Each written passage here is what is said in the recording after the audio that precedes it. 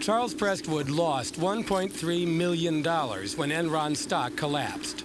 Well, it just completely turned my world upside down and turned my life complete 180 degrees, you know. Ginger and the kid, who live in this small corral out back on Prestwood's couple of acres north of Houston, provide some of the little comfort he has left. But to outsiders who think he and fellow retirees and employees were gullible or foolish with their investments, Prestwood has a request. Try to look at it through our glasses. Sure. We had no idea that there was anything wrong with our company, because Enron was a darling of Wall Street, you know. In other words, Enron could not do no wrong, you know. That was our belief.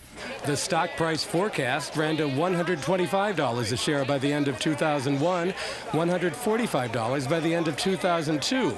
And to the best of their ability as small investors, Prestwood and others did what the lawyers called due diligence on their home computers. Pull up another page over there, what the analysts are saying about the company, all the way down to the meltdown, is strong buy, strong buy. For 33 years, Prestwood helped run the Enron pipelines, storing, processing, and feeding natural gas to customers all over the country. Not a background in financial management, but not a man without some financial horse sense either.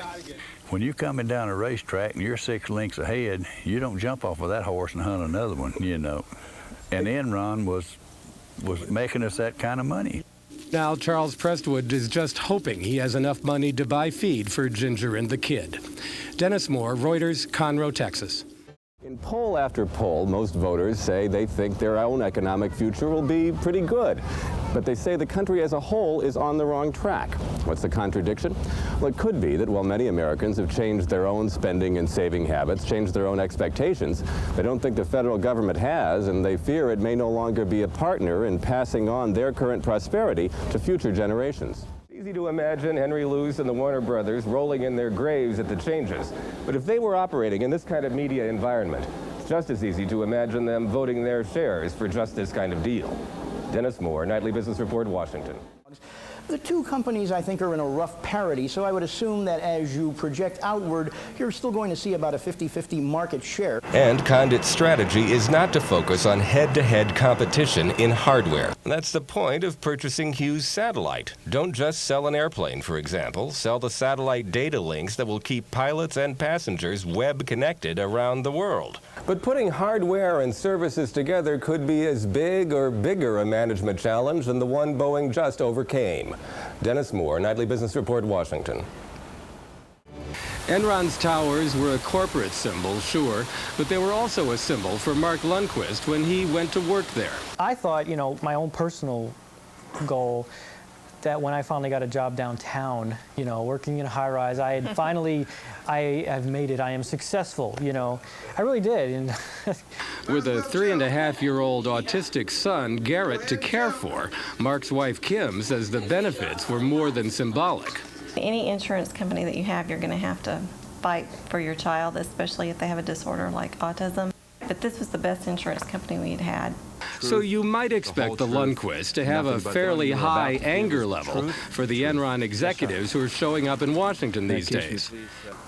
Well, it's surprisingly enough, as things have gone on, I don't have a heck of a lot of blame for Ken Lay, although he was still there and had to make the decisions. He was CEO.